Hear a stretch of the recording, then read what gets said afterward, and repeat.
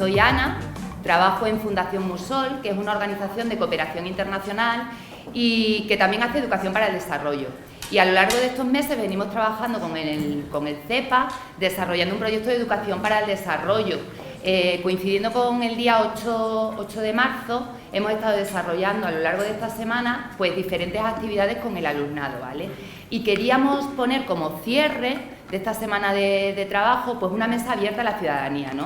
Y entonces, hablando, como mañana es el día 8, la huelga y tal, pues habíamos pensado que qué mejor que dedicar la mesa redonda abierta a la ciudadanía en general y al alumnado de todo el centro, hablando de feminismo. La mesa se llama El feminismo es para todo el mundo, haciendo referencia a un libro que precisamente habla de eso, de que el feminismo es para todo el mundo, tanto para mujeres como para hombres. Y por eso también hemos establecido pues como un orden de intervención plural, ¿vale? Porque el feminismo que nosotras defendemos es un feminismo diverso, donde todas tenemos cabida. Va a estar con nosotros Yolanda, de Fundación Mujeres, para contextualizarnos un poco cuál es la situación de la mujer actualmente en el mundo, ¿vale? Después va a hablar Esther para contarnos un poco cuál es la situación de la mujer con discapacidad. En el feminismo decimos que lo que no se nombra no existe, que hay que hacer visibles las cosas y los problemas. Y creemos que la discapacidad es la cara B de nuestra sociedad. Por eso para nosotras era importante darle cabida dentro de la mesa.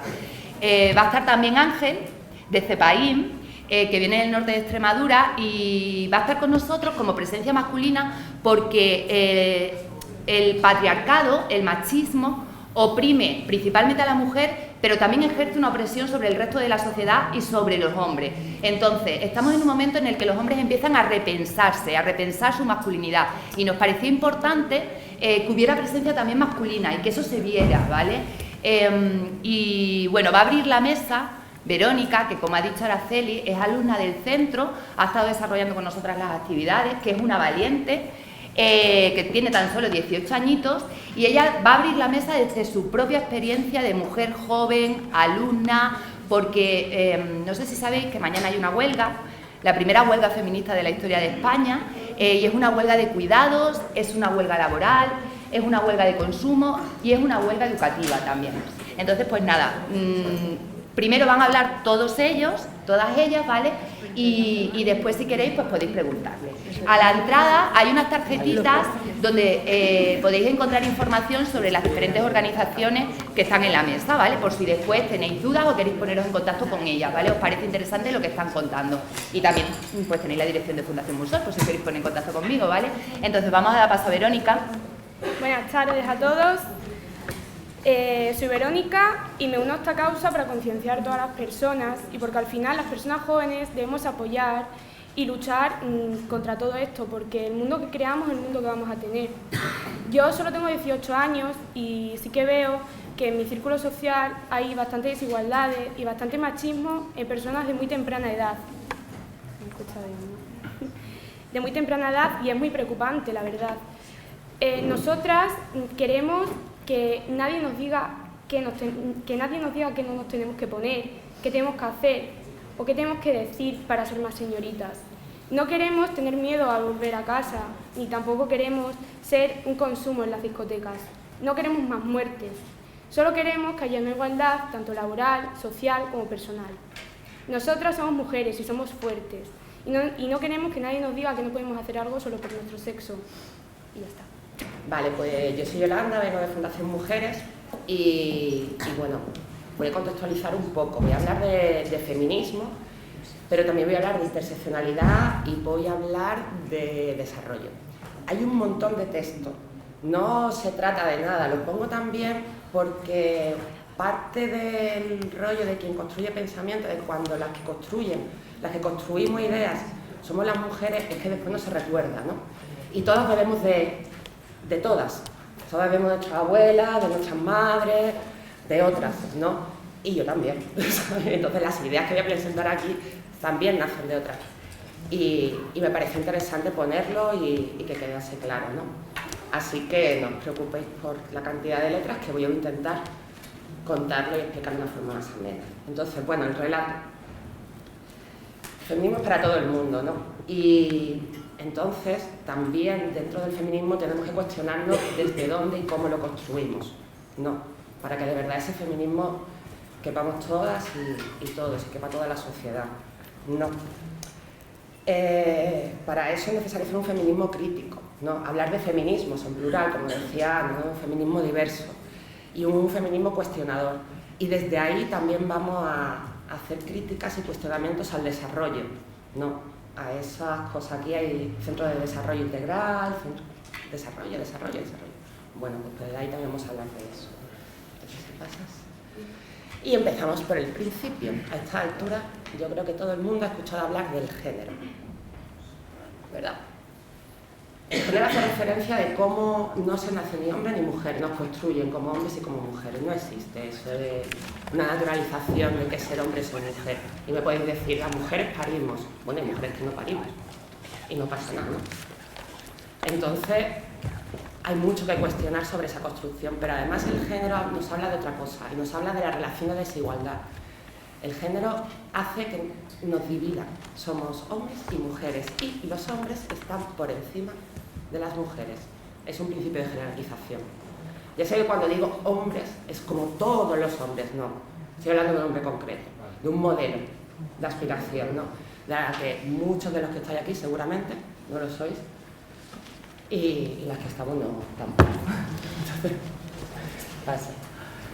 El patriarcado vuelve a esa idea del privilegio de los hombres y de esa alianza entre los hombres, ¿no? Patriarcado vemos claro cuando vemos, por ejemplo, esa foto. Esos son los presidentes de los países que forman la Unión Europea. Hay 3 mujeres, y ya que no las vemos apenas, porque llevan un poquito de rojo, ¿no? Entonces, vaya, hay mucho que cuestionar, eso de que somos iguales, de que los... Hay mucho. Sí.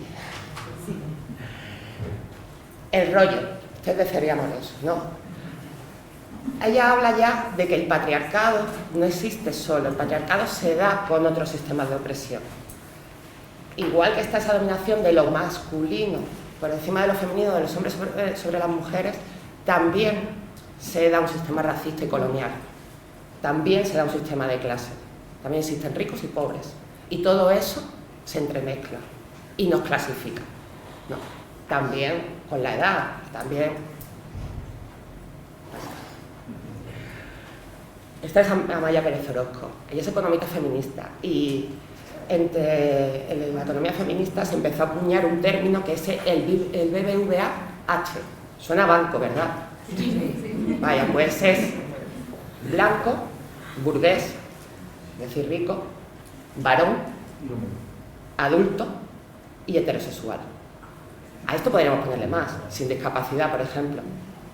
Se supone que es alguien que no necesita de nadie, que es autónomo e independiente. Nadie que le cocine, nadie que le haga las cosas de la casa, nadie que le limpie, nadie que le haga la cama. Y nadie que no necesita un hombre del que llorar. Y aquí llega el feminismo, ¿no?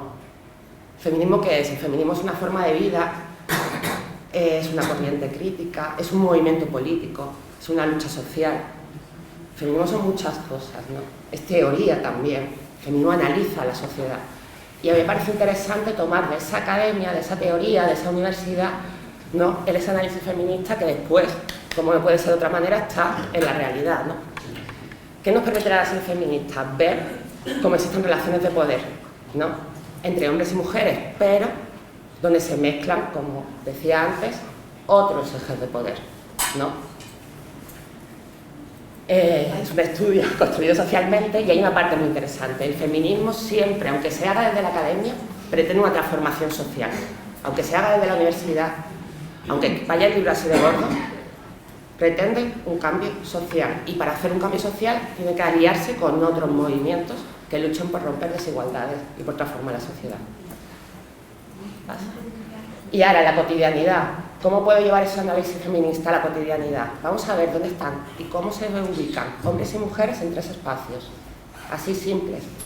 Las relaciones de poder, ¿no? ¿Quién tiene el poder? Ya hemos visto la foto de los presidentes de la Unión Europea, pero si vemos las fotos de los empresarios, del empresariado, vamos encontrando más o menos lo mismo. La división sexual del trabajo en las relaciones de producción, Es decir, quién está en los trabajos peor pagados, quién realiza ese trabajo en la casa, y la organización de la sexualidad y las emociones. A las mujeres se nos construye como seres para otros, para cuidar a otros, pero también nuestra sexualidad y nuestras emociones están en función de otros. Y lo digo en masculino porque también se duda de que esa emoción, esa sexualidad no esté ligada a un hombre. Aquí traía 3 vídeos, no sé si me va a dar tiempo, los guardo ahí, pero los nombro, ¿no? La relación de poder, este es un vídeo que corrió mucho, a mí también, historia de micromachismo, y salen mujeres poderosas, o sea, sale Cristina Cifuentes, sale la Inés Arrimada, ¿no? Cantantes, directoras, y cuentan experiencias concretas de machismo, de cómo se les cuestiona ese poder. Siguiente. La división sexual del trabajo y las relaciones de producción. Esto es un documental, Cuidado resbala, sobre el empleo de hogar. Comienza con una mujer migrante que llega a España y llega con un montón de sueños. Y de repente se encuentra que hasta que pasen 3 años no puede conseguir los papeles, que mientras tiene que trabajar en la economía sumergida, ¿no? Y que cuando por fin puede encontrar trabajo solo le dan permiso para trabajar en el empleo de hogar. Y cuando la despiden no tiene desempleo. Y la última es la concepción de la sexualidad y la emoción. Estos son de varios colectivos, de mujeres afrodescendientes, de la Universidad Complutense de Madrid, de mujeres latinas, que han hecho un vídeo mostrando cómo se cruza el machismo y el racismo en su cotidianidad, ¿no? Qué linda eres, mamacita, ¿no? Las que latinas sois calientes. Y aquí llega la interseccionalidad. Y esta es la gran palabreja. Está Audre Lorde. No hay tal cosa como una lucha de un solo tema, porque no vivimos vida de un solo tema. Audre Lorde se lo decía a las feministas blancas, heterosexuales, de clase media, universitarias, de Estados Unidos en los 70. Se lo decía como mujer negra, lesbiana, obrera, no. Le decía, no me pidáis que solo luche por la igualdad de género. No, porque a mí no solo me afecta eso. Otro rollo, Luca Platero. Si alguna vez estoy alguna duda sobre interseccionalidad, buscar a Luca Platero. Además es que es pedagogo, entonces fantástico. Esta frase no lo veo. Pero bueno, la interseccionalidad lo que viene a decir que ese cruce de opresiones, ¿no? Toma formas concretas de opresión en situaciones concretas de opresión. No es simplemente eso de, imagínate, eres mujer y encima negra. No. Es que eso, sí, el patriarcado afecta de forma diferente en un contexto concreto en función de cómo se crucen esas opresiones. Más o menos, ¿no? Yo creo que con las experiencias se puede ir viendo. También nos habla de 2 cosas, la interseccionalidad, que son interesantes. Siempre que hay una opresión, hay una respuesta del grupo oprimido. Siempre, siempre. Hay una estrategia de supervivencia y hay una respuesta. Más pequeña, más grande, según el momento, según siempre. Y hay que verlas, porque igual que no hay secretos, a la hora de poder decir cómo son las discriminaciones y cómo funcionan, tampoco las hay para decir cuáles son las respuestas. Eso lo tenéis que decidir las personas que lo están viviendo, ¿no? Y las demás podemos ser aliadas, aparte de preocuparnos de las nuestras, ¿no? Y la interseccionalidad no habla de otra cosa. Pasa. Que se me ha ido el rollo. Bueno. A ver, te echa un poquito para el lado que veamos. Ahí.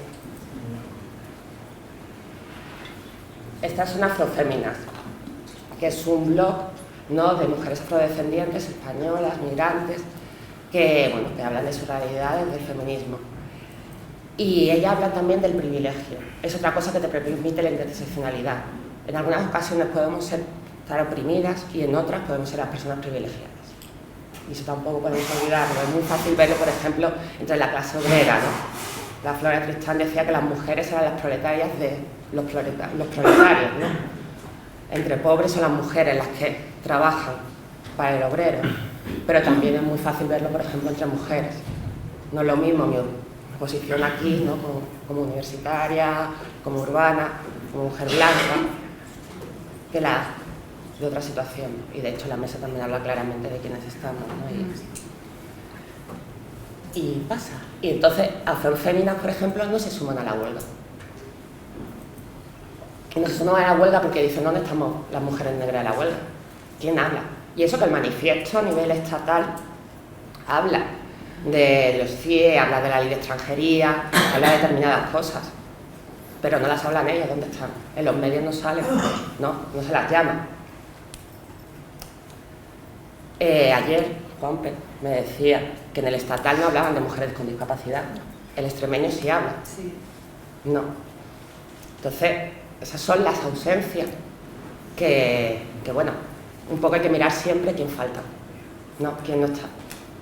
No por nada, no se trata tampoco de cumplir cuotas, ¿no? De aquí tiene que, sino simplemente por reconocer por qué estamos los que estamos, ¿no? Y ver ese privilegio. Y anterior, perdona. También esto es de Paula Guerra, pero esto es en el diario.es.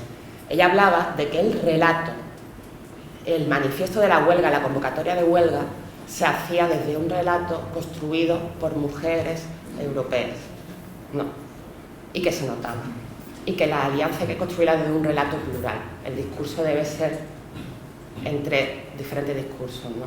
Aquí, por ejemplo, se habla de mujeres rurales y mujeres urbanas, porque no es la misma la realidad de las mujeres de los pueblos de Extremadura que de las ciudades, ¿no? Y ya está, entonces ahora ya es el desarrollo. ¿Y por qué esto me hila con el desarrollo? Porque cuando hablamos de desarrollo también hablamos de un discurso que también es un discurso que ignora esas diversidades y esas diferencias. Es un discurso urbano, es un discurso europeo, es un discurso que nace políticamente definido para expandir el capitalismo, es un discurso capitalista. Nace de esa manera. ¿Hasta ahora me siguen? ¿Cómo vienen atrás? La retroalimentación. No. Y eso hay que tenerlo en cuenta, ¿no? Tiene una idea de progreso ilimitado. O sea, la tarta para repartir siempre puede ser más grande. Y necesita ser más grande. ¿Ustedes saben que Extremadura tiene la renta per cápita más baja de España? Y eso no significa que aquí se viva peor. Pero es la que tiene menos dinero por persona. Lo que puede indicar simplemente que es menos rico, ¿eh? No que se viva peor aquí que se viva en un barrio obrero de Madrid.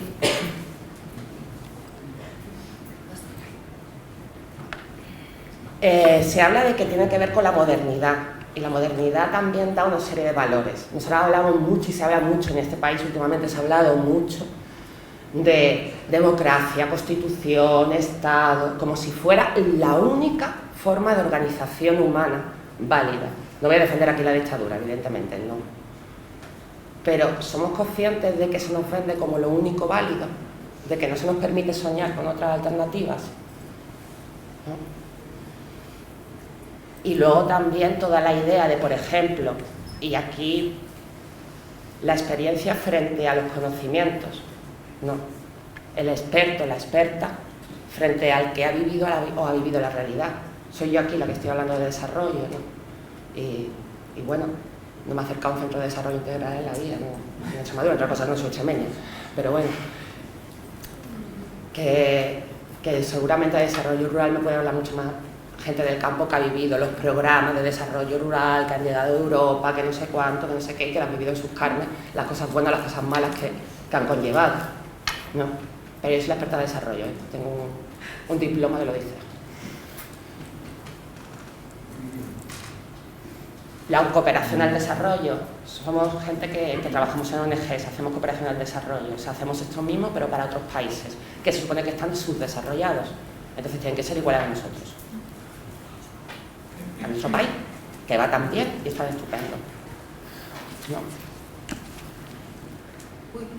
Y ahora llegamos a desarrollo sostenible y desarrollo humano, que son los apellidos que pusieron cuando vieron que el desarrollo por sí mismo no funcionaba, que el crecimiento económico por sí mismo no funcionaba. A ver, voy a poner un ejemplo concreto, la mina de aquí en Cáceres, ¿no? Si hay dudas de que la mina se ponga o no se ponga, es porque la mina puede dar trabajo y puede dar riqueza, es decir, puede dar crecimiento económico. Ahora bien, Sabemos todo el mundo que la mina contamina y que eso va a significar peor calidad de vida, de aire, de cosas. Y sabemos, porque nos lo dicen en la tele cada 2 por 3, que el planeta está fatal. O sea, que es que no da para más. También sabemos, y si no, vamos, yo creo que sí lo sabemos, que si hay enfermedades porque el aire está contaminado y hay más gente enferma, lo van a cuidar las mujeres. Porque además la sanidad está cada vez peor. Y la quieren privatizar. Porque si la privatiza, da dinero. No es lo mismo que la atiendan gratis a que te atienda la sanidad privada.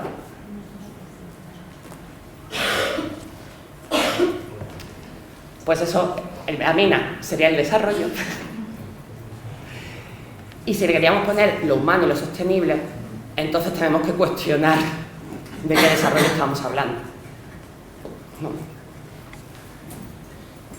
Y bueno, y el objetivo de desarrollo sostenible, que no sé si mucha gente de aquí la ha escuchado.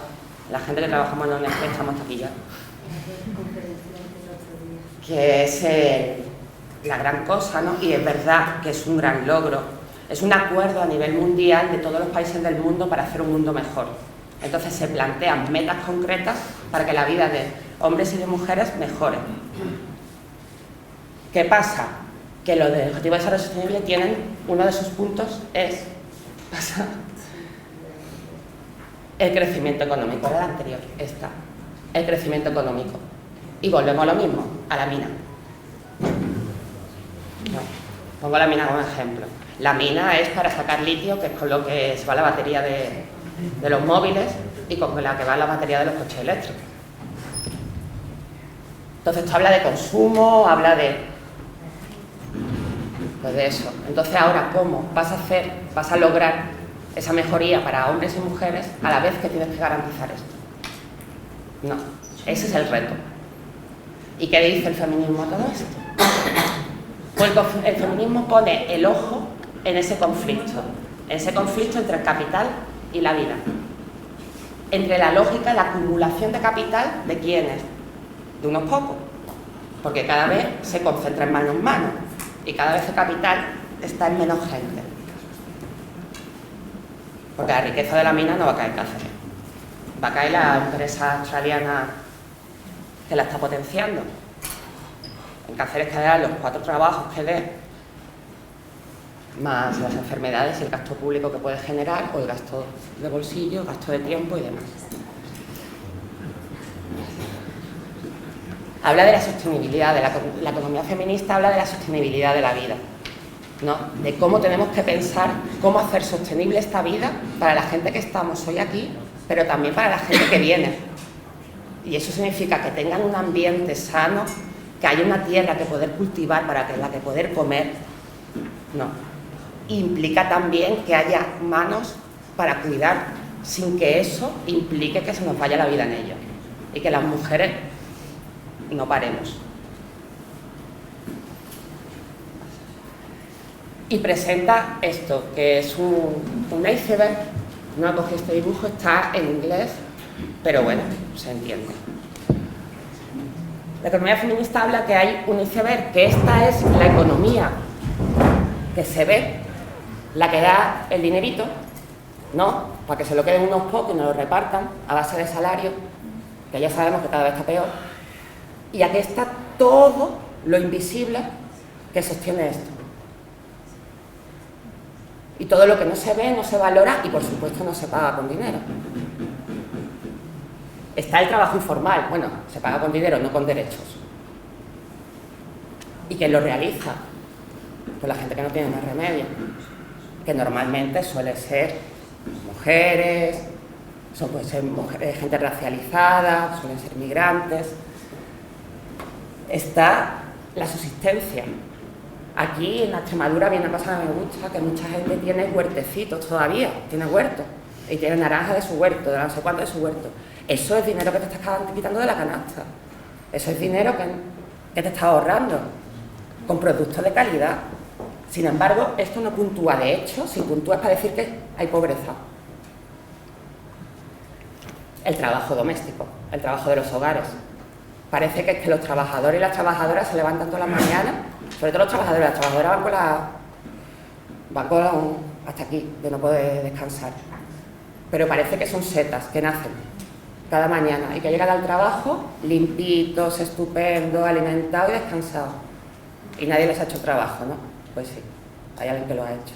Si tienen suerte han pagado para que se lo haga una mujer. Están las colonias, que ya se supone que no existe colonialismo, se supone. Yo me conozco, por aquí me parecen un par de ellas. Pero están esos otros países, ¿no?, que hacen lo que nosotras no queremos ver, o lo que aquí no se quiere ver. Ese trabajo, esa degradación ambiental, que aquí, que nos sale más barato que hagan allí, para que nosotras después podamos aquí consumirlo a un precio que nos lo permitan los salarios. Y está la naturaleza, que es la que sostiene todo. Pues nada, esto es lo que dice el feminismo y para esto nos sirve. Para ver esta contradicción, ¿no? Y para luchar para que si hablamos de desarrollo sea otro desarrollo, sin olvidar nunca que esto es lo que nos quieren vender. Yo no he traído ninguna presentación de PowerPoint porque de lo que os voy a hablar no os quería imponer imágenes. Yo os voy a invitar a que penséis en todas esas personas con diversidad funcional que tenéis en vuestra familia, que tenéis en vuestro vecindario, ¿no? Y que recurráis a vuestra experiencia y a vuestro entorno para ilustrar cada una de las cosas que yo os voy a presentar, que seguramente conocéis. Voy a utilizar un montón de cosas que ha ido introduciendo Yolanda y voy a iniciar mi intervención respondiendo al título de la mesa redonda, ¿no? Yo me planteaba la pregunta, ¿el feminismo es para todo el mundo? Pues yo respondo que sí, que el feminismo debería ser para todo el mundo, pero desgraciadamente no lo es.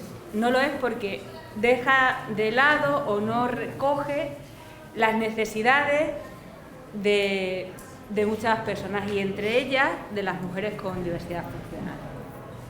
Voy a hacer un recorrido súper cortísimo sobre la historia. ¿No se me escucha?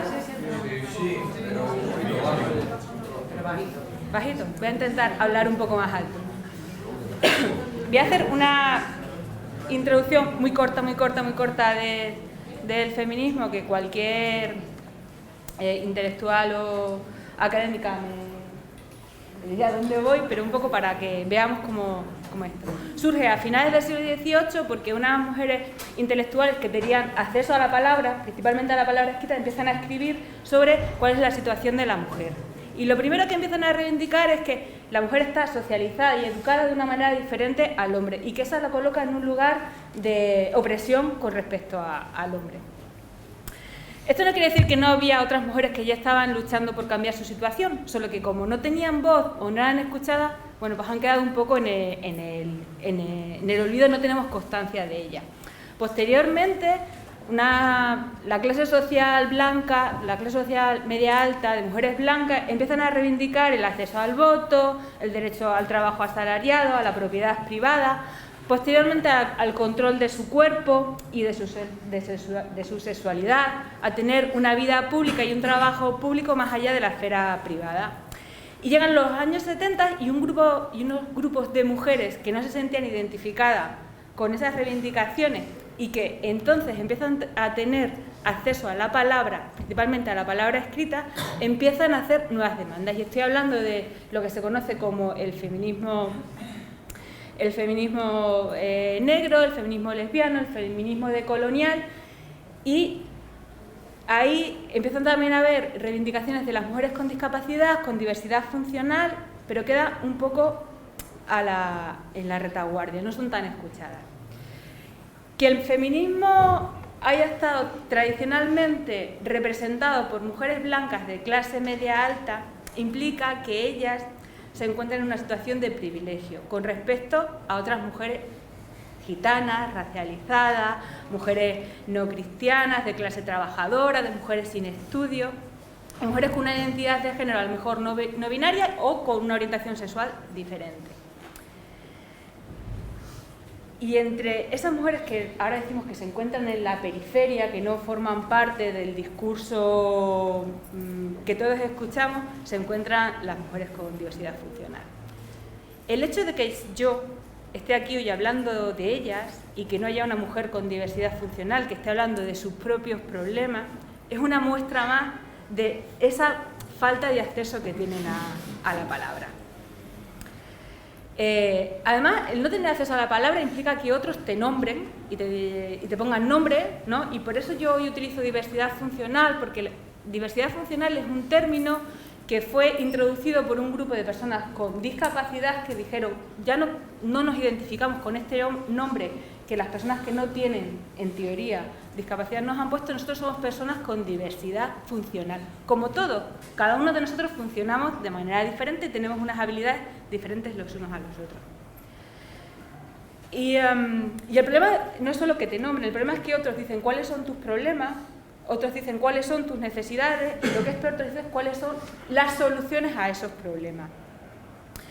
Y en el caso de las personas con diversidad funcional y las mujeres son la familia, son los sanitarios y los profesionales de los servicios sociales, pero también son los jueces e incluso el propio colectivo de personas con diversidad funcional que dice representarlas. Y en el caso de la mujer, esos que dicen representar, los que forman parte del colectivo, normalmente son hombres, ¿no? Nosotros como entidad, en algunos proyectos que hemos hecho, hemos trabajado con mujeres con diversidad funcional, que son las que han impartido los talleres y las conferencias que hemos hecho.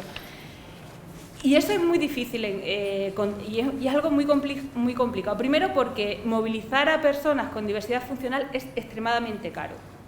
Nosotros contábamos con una señora, con Soledad Arnau Ripollés, que es una intelectual y también activista, que vive en Madrid, y que cuando la llamamos para que viniera a trabajar con nosotros en Cáceres, supuso que tuviera que venir en transporte público desde Madrid aquí, que es pésimo, no solo si tienes diversidad funcional, es pésimo para cualquier...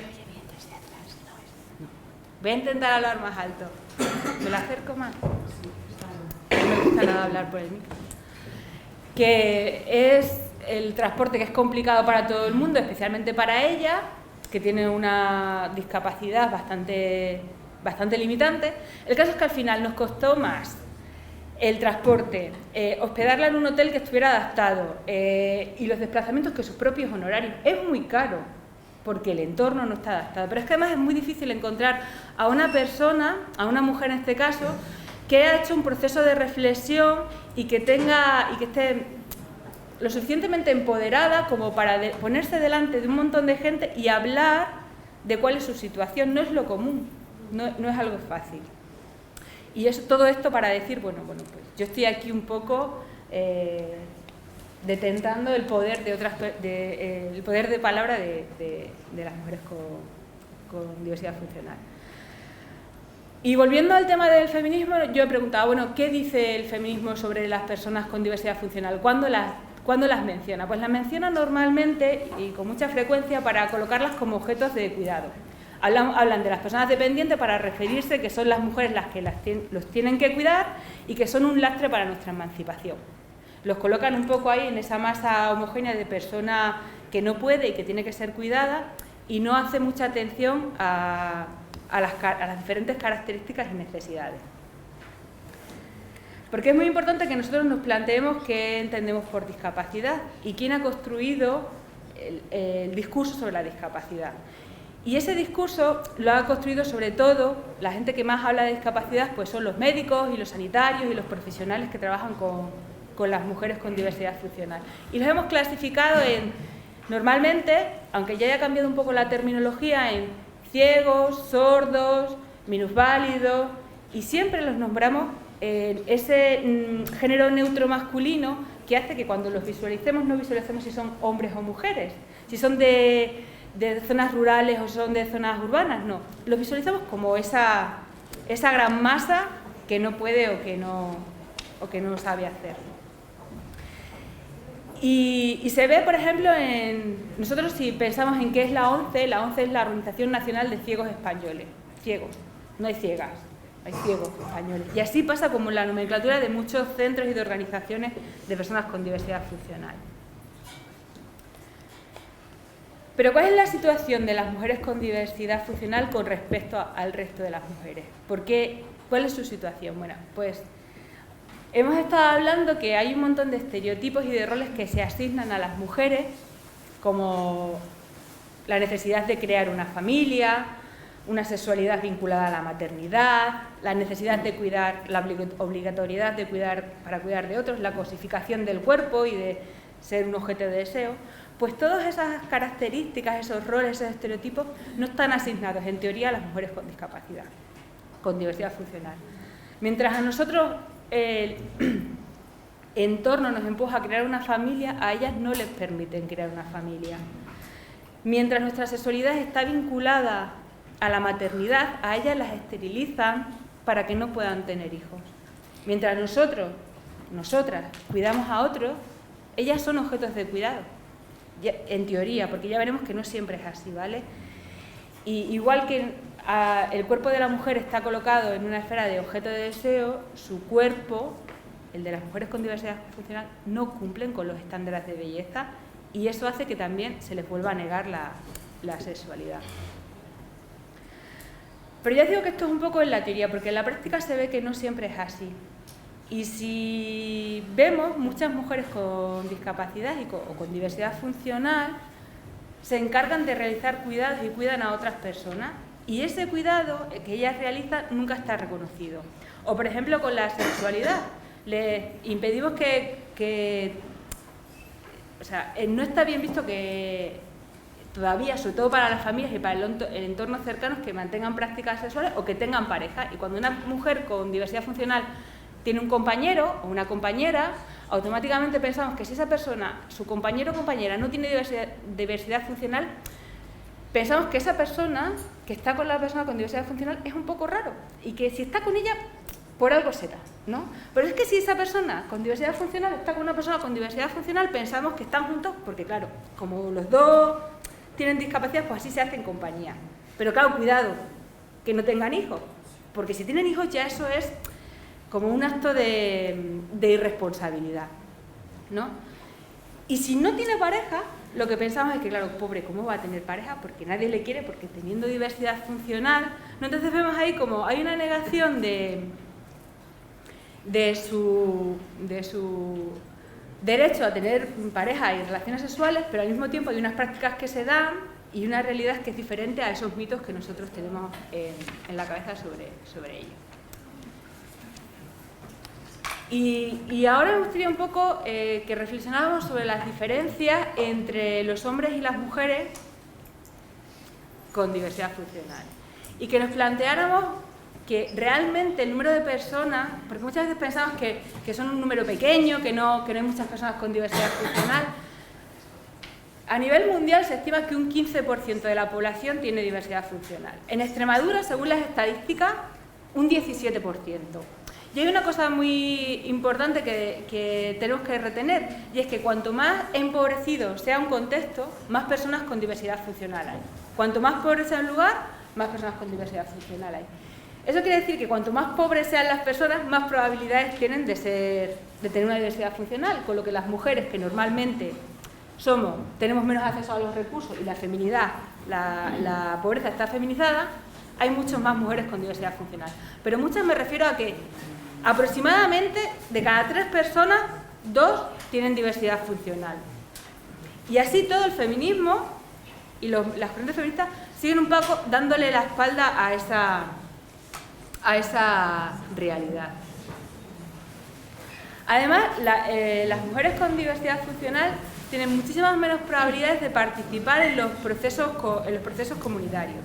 Y según las estadísticas de un estudio que hicieron sobre la situación de los hombres y mujeres con diversidad funcional en Extremadura, se veía que las mujeres con diversidad funcional tenían muchísimas más dificultad que los hombres para muchas cosas, como por ejemplo para desplazarse por la calle, para utilizar el transporte público, para acceder a la educación, para acceder a un trabajo. ¿Eso quiere decir que las discapacidades son diferentes entre hombres y mujeres? No, eso quiere decir que hay un contexto social y cultural que influye mucho sobre las cosas que las mujeres hacen o creen que pueden hacer.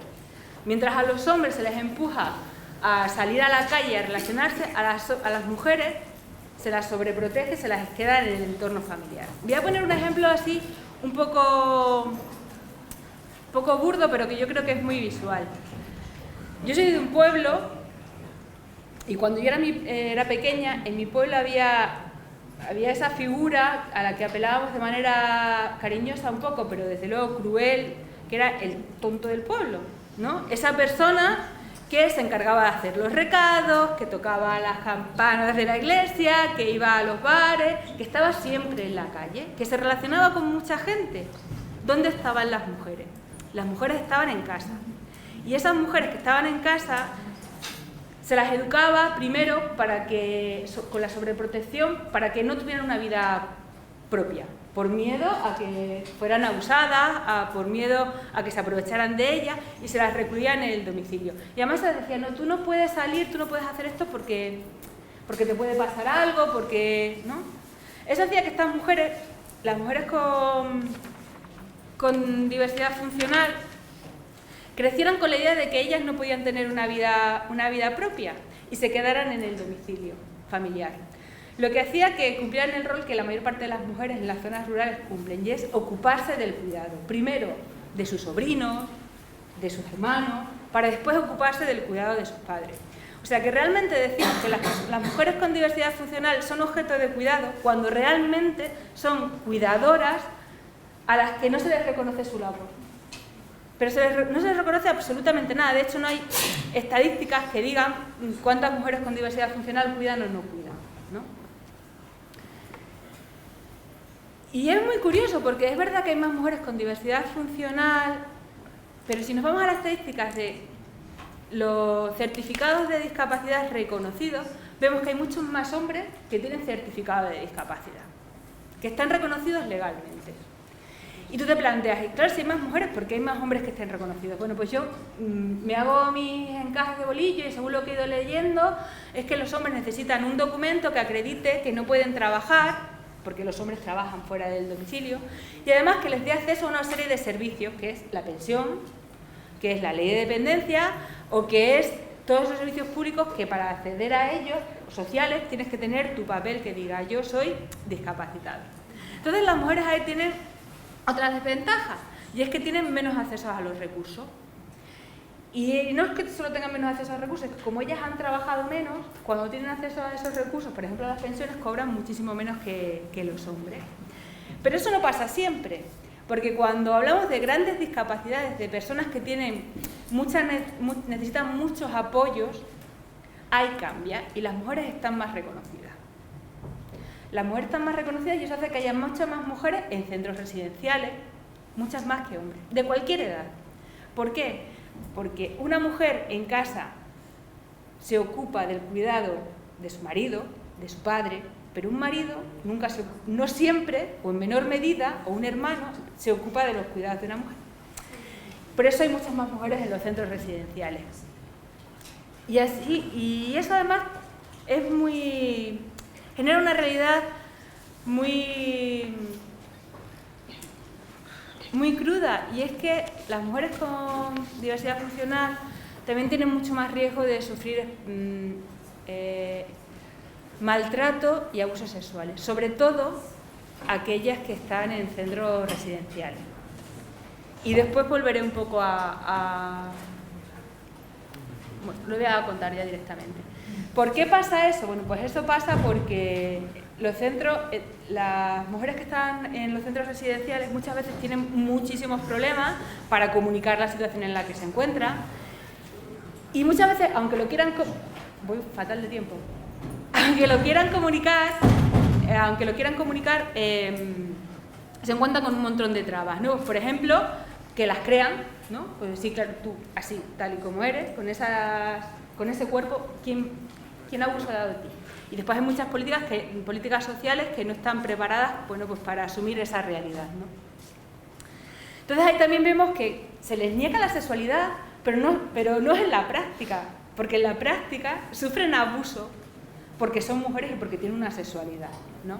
Y además hay una práctica que se da en ellas en mayor medida y que está relacionada con su sexualidad, y es la incapacitación para la esterilización. Y incapacitarlas también les resta muchísima autonomía en el momento de poner, por ejemplo, una denuncia o de hacer una denuncia. Ellas no son personas de pleno derecho, son sus representantes los que tienen que velar por esa situación. Y a modo de conclusión, y después de este dibujo tan feo que he hecho sobre la situación de las mujeres con diversidad funcional, me gustaría que quedara claro dos mensajes así como muy básicos, ¿no? Y es que ellas, a pesar de que el contexto y la sociedad les niega su identidad, su feminidad, cumplen con todos los patrones, todos los roles, pero también sufren todos los problemas vinculados a la feminidad. Y a pesar de ello, el movimiento feminista y también el movimiento de personas con discapacidad, con diversidad funcional, no son capaces de hacerse cargo de esa situación y acompañarlas en el proceso reivindicativo de una realidad mejor para ellas. Y ahora voy a mencionar un poco a Soledad Arnau Ripollés, que era esta activista y compañera nuestra, que decía que ella no solo se encuentra con un techo de cristal que le impide acceder a ciertos trabajos en detrimento a los hombres. Ella también se encuentra oprimida por unas paredes de cristal que le impiden acercarse a esos grupos de mujeres que dicen luchar por los derechos de todas las mujeres, porque ellas siguen teniendo problemas para acceder a la educación, al trabajo, tienen muchísimos problemas para tener control sobre su cuerpo, sobre su sexualidad, y incluso por el derecho al voto. Entonces, ante la pregunta del feminismo es para todo el mundo, bueno, pues debería serlo. Hoy yo pienso que no. Mi nombre es Ángel Luis, vengo de Fundación CEPAIN de Navalmoral, ¿vale? Hago un poquito la promoción y vamos. Bueno, somos una entidad que llevamos 10 años aquí en Extremadura, ¿vale? Y tenemos representación en 9 comunidades autónomas y nos dedicamos principalmente, bueno, tenemos sede en Mérida y en Navalmoral y nos dedicamos a la atención integral con migrantes. El año pasado, en 2017, desde el centro de Navalmoral nos embarcamos en un proyecto que se llamaba Hombres que sueñan con la igualdad, ¿vale? Y estaba enfocado, centrado en la participación y la implicación de los hombres en luchar contra la violencia de género, pero también en la corresponsabilidad de cuidado y doméstica, ¿vale? Dicho esto, pasamos a... Dale un poquito más. Vale. ¿Qué hacemos con la masculinidad, ¿no? El nombre que se ha puesto a esta parte de la mesa y ponía abolirla, transformarla, reformarla. Bueno, para comenzar con ello, ¿qué es la masculinidad? Porque sí es verdad que tenemos, claro, muchos conceptos, pero cuando se habla de masculinidad no hay una masculinidad. Las masculinidades son varias. ¿Pasa? Dale, ahí, vale.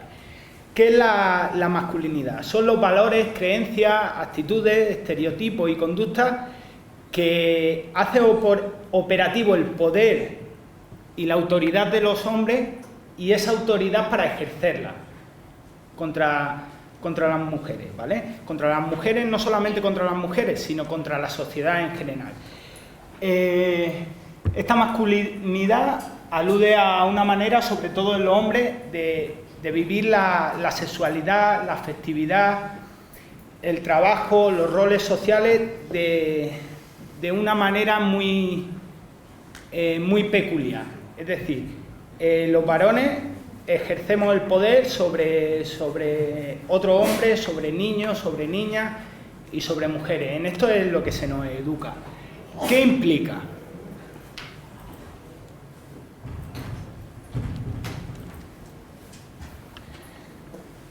Dale uno más, Ana. Vamos a ir así poquito a poco, ¿vale? ¿Qué implica la masculinidad? La masculinidad, para que nos quede claro, se construye en contraposición a la feminidad. Es decir, la masculinidad es aquello que no es femenino. implica una serie de mandatos, de encargos, de deberes y de prohibiciones en los que se nos educa. Los hombres tenemos una serie de encargos, una serie de prohibiciones en las que se nos ha ido educando. Nos tenemos que acercar a ese prototipo que vemos en la foto, ¿no?, de la película El Lobo de Wall Street, que es joven, adulto, heterosexual, blanco, ¿no?, muy en relación en todo lo que hemos estado hablando, fuerte, rico, exitoso, y exitoso económicamente, socialmente y sexualmente. Es decir, los hombres tenemos que cumplir todo esto para ser un hombre de verdad. Eso es lo que implica la masculinidad, ¿vale?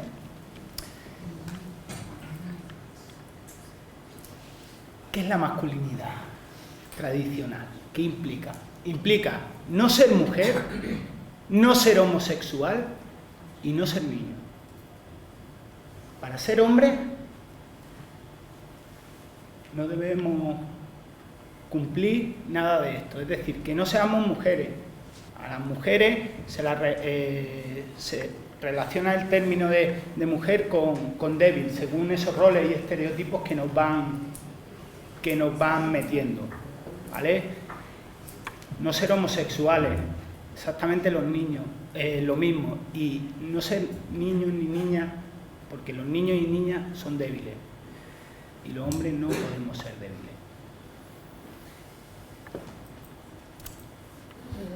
¿Tenemos cargas emocionales, los hombres? Me gustaría, no sé, algunos. ¿Tenemos cargas emocionales? Por supuesto que las tenemos, ¿vale? Tenemos que sostener que no somos mujer, en eso que nos han educado, de que no podemos ser mujer, que debemos ser fuertes, que aquí hace un calor, es que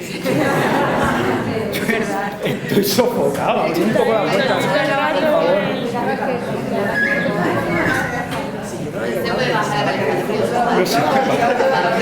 Vale, pero un poquito.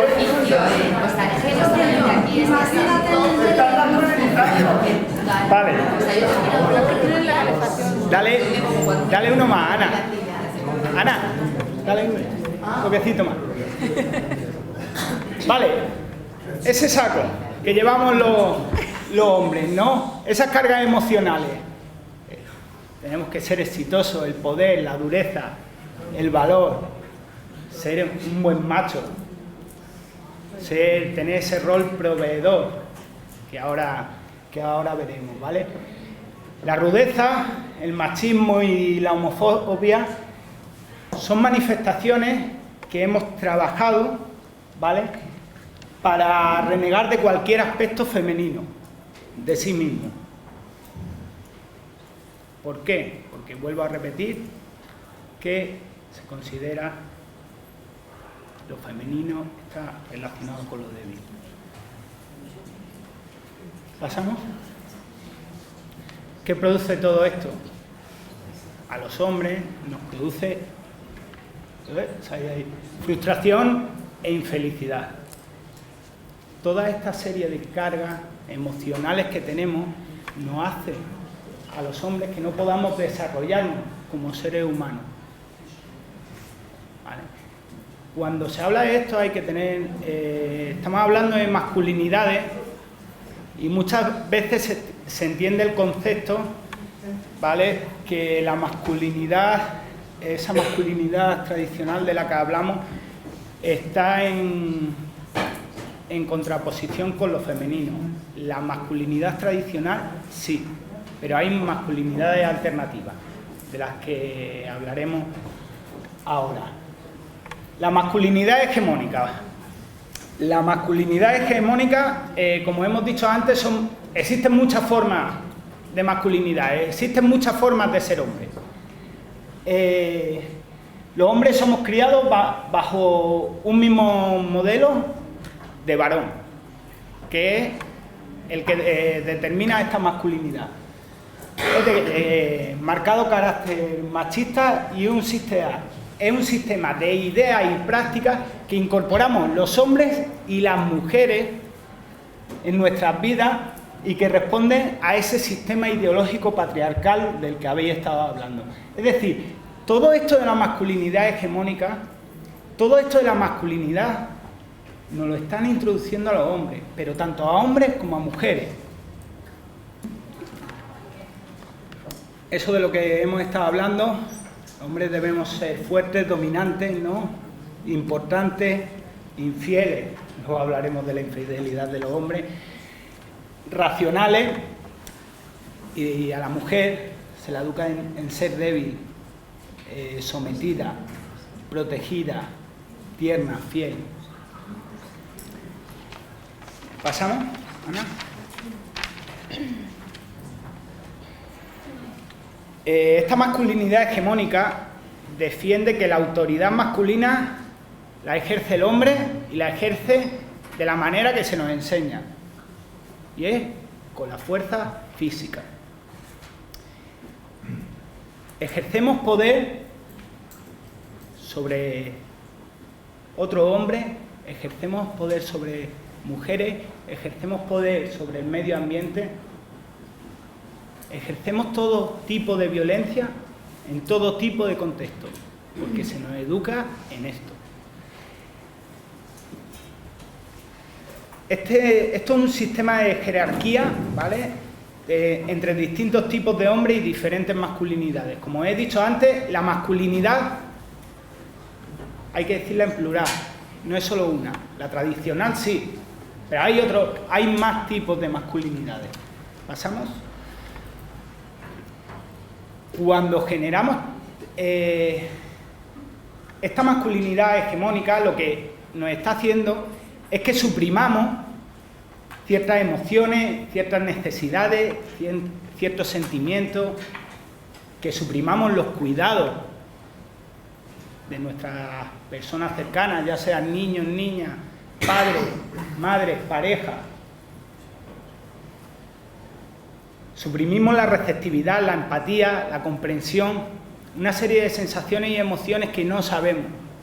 Estamos haciendo un grupo de hombres en Navalmoral, un grupo de hombres, simplemente es que nos juntamos hombres a hablar de nuestras cosas y de estas cosas que no podemos hablar públicamente con otros hombres.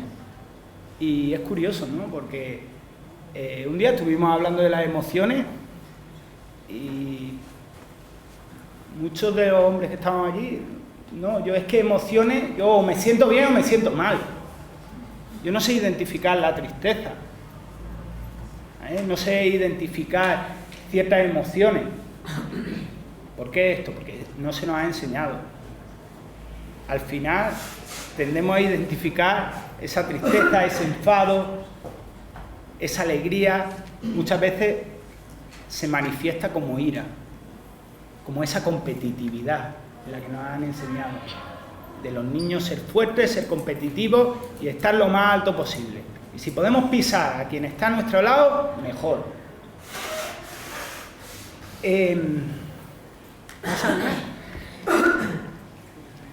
Pasa. Dale otro poquito. En la masculinidad hegemónica a los hombres también se nos ha inculcado ese deseo sexual sin límite. Debemos de estar sexualmente siempre activos. Si una mujer no quiere sexo, es una frígida, pero si un hombre no quiere, es maricón. Sí, entenderme el concepto de la palabra. Al final, recordad que no debemos ser ni hombres, no debemos acercarnos a ser mujeres, ni a ser niños ni niñas, ni a ser homosexuales. Es decir, tenemos que estar siempre predispuestos a tener relaciones sexuales. La fidelidad que os hablaba antes, ¿no? La fidelidad fue durante siglos aceptada como una imposibilidad por los hombres, que bueno, que los hombres es que podíamos ser infieles porque es que somos hombres, pero imprescindible para las mujeres. Las mujeres siempre debían de ser fieles. Los hombres nos han enseñado, siguiendo con este tema de la sexualidad, ¿no? Hemos aprendido esos abrazos y caricias de conquista. No hemos aprendido esos abrazos de compartir, de sentir a la persona que tenemos enfrente.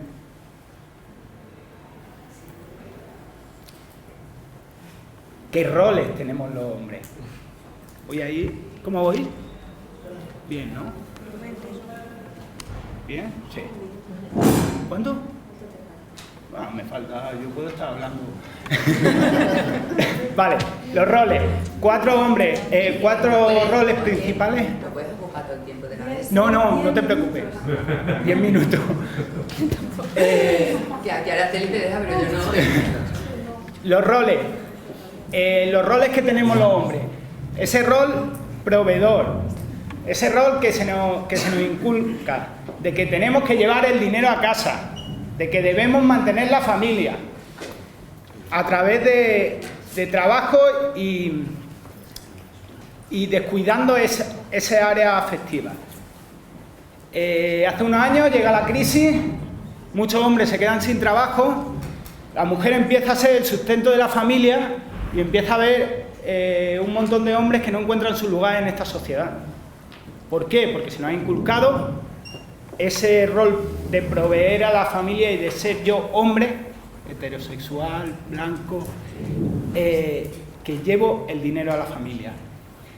El rol protector, proteger a las personas, a los niños, a las niñas, a las mujeres, ¿no? En la formación de los hombres protectores se motiva a los niños a ser agresivos y a ser competitivos. Muchas veces este rol conlleva a que los hombres confundamos la protección con el control. Proteger es querer cuidar a aquellas personas que están a nuestro alrededor. Ese rol protector, ¿no? De hacer uso de la fuerza física, de enfrentarnos a los peligros, de no necesitar nunca ayuda, ¿vale? Quien no encaja en este rol protector es considerado como menos hombre. Ese rol procreador del que hemos estado hablando antes, estar siempre activo sexualmente y disponible sexualmente, y esa subjetividad falocéntrica en que todo lo enfocamos ahí, ¿no? Se habla mucho de la prostitución y de la trata de mujeres con fines de explotación sexual, y digo mujeres, ¿vale? ¿Por qué se trata con mujeres con fines de explotación sexual? Porque los hombres tenemos ese rol procreador de estar sexualmente y siempre necesitar sexo, ¿vale? Si no hay, en este sistema en el que vivimos, si no hay una demanda, no hay un consumo.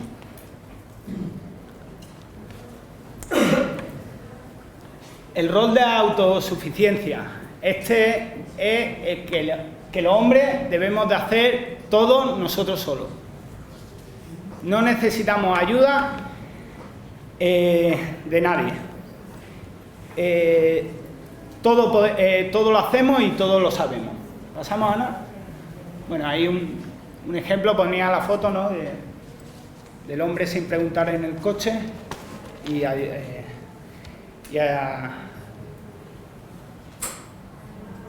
lo que conlleva este rol, ¿no? De autosuficiencia. La violencia es una construcción en la masculinidad hegemónica que comienza desde nuestra infancia y representa parte de la socialización masculina. Simplemente, dale para adelante, que como voy mal de tiempo, masculinidades alternativas. Son esas masculinidades que no son las que os he estado contando hasta ahora. Nuevos modelos. Se habla mucho de nuevas masculinidades.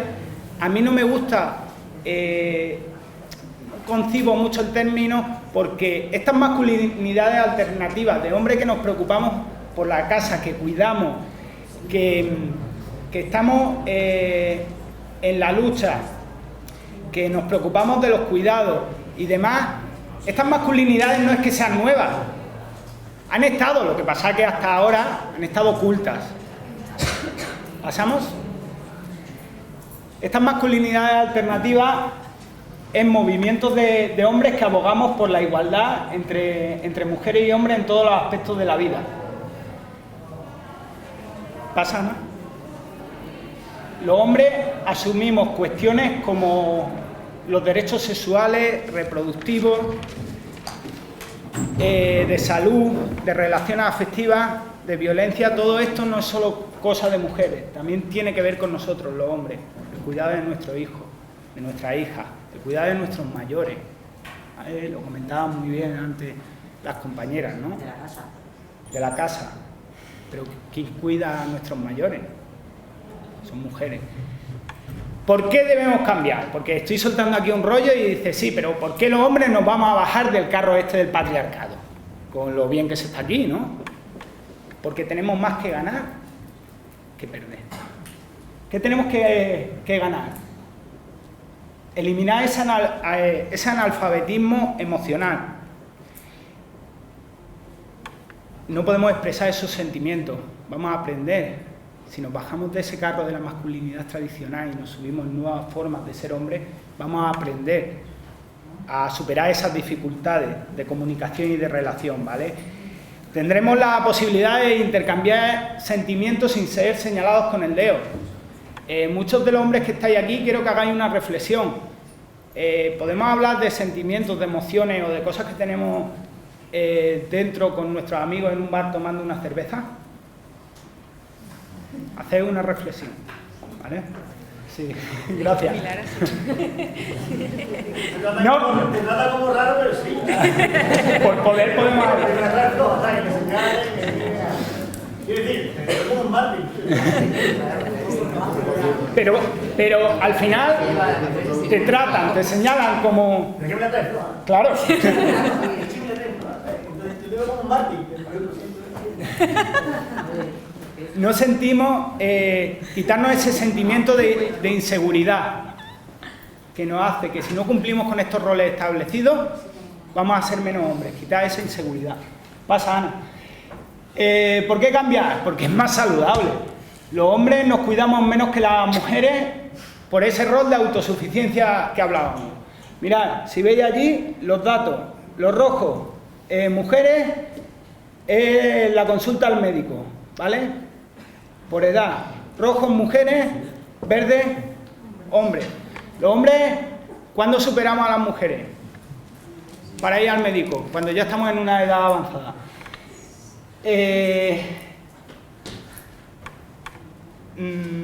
Me pierdo. Homicidio, suicidio, accidentes, tenemos más grados. Todo esto está mucho más visto en hombres que en mujeres. Las estadísticas lo confirman. ¿Cómo vamos a cuidar? Pasa un segundito para atrás. ¿Cómo vamos a cuidar de nosotros mismos? ¿Cómo vamos a cuidar de las personas cercanas que tenemos si no sabemos cuidar ni de nosotros mismos? Pasamos. Libre expresión de nuestras identidades sexuales. Que cada persona se sienta libre de expresar su identidad sexual, ¿no? El más claro ejemplo, el fútbol. En el fútbol, yo no sé por qué, pero no hay personas homosexuales. No hay nadie. Los únicos hombres que han declarado ser homosexuales ha sido después de dejar el fútbol. ¿Pasa? ¿Por qué cambiar? Mayor implicación en la crianza y en la corresponsabilidad. Al final los hombres siempre escuchamos de qué bonito esto de cuidar, de educar a nuestros niños, a nuestras niñas. ¿Por qué hemos perdido nunca hemos tenido ese placer? Vamos a fomentar eso, ¿no? El cuidar a nuestros mayores. Te quedan 3 minutos. Estoy terminando ya. Y se crea un ambiente mucho más sano en el hogar. ¿Te paso para atrás o para adelante? Nada. Cambiar estas desigualdades. Trabajar con hombres es sin duda una estrategia imprescindible para prevenir y para erradicar la violencia contra las mujeres. Somos los hombres quienes ejercemos la violencia. ¿Vale? Pasa, Ana. Pasa todo esto para adelante. Para adelante. Y bueno, para terminar, la pregunta era ¿qué hacer con la masculinidad? Abolirla, transformarla, reformarla. Dale, Ana, ahí. yo abogo por cultivarla. Pongo una foto ahí, ¿no? de una película en la cual se cultivan a los hombres. Vamos a favorecer el crecimiento de estas masculinidades alternativas que siempre han estado ahí, y vamos como hombres a abogar por la lucha de los derechos de las mujeres, porque esto es un camino que debemos seguir todos y todas juntos.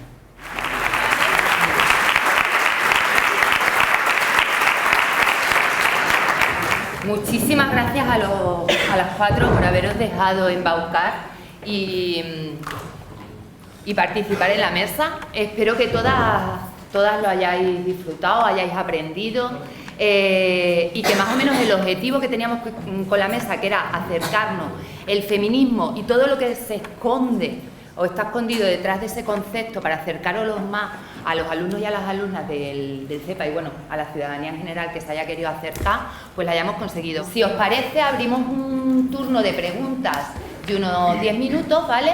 Para romper el hielo voy a hacer una a Verónica, que es la que nos ha hablado. Entonces me gustaría que hablara ella como una chica joven que es, con 18 años.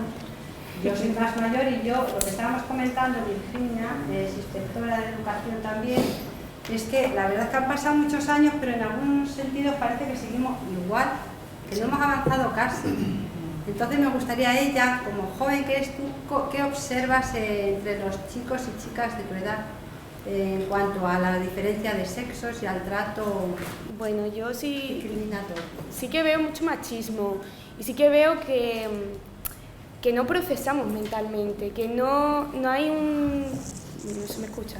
No hay un avance en realidad, ¿sabes? Y tampoco veo que la gente quiera avanzar.